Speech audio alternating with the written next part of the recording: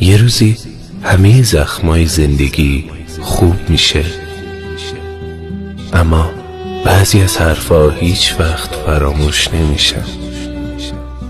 نه که چون حرف تلخه، نه، چون کسی بهت اونو میگه که اصلا انتظارشو نداری. رفتار بعضی از آدما هیچ وقت از ذهنت پاک نمیشه. شاید اون رفتار از نظر خیلی یا بد نباشه، ولی فقط خود تویی که میفهمی چقدر به خاطر رفتارش داغون شدی.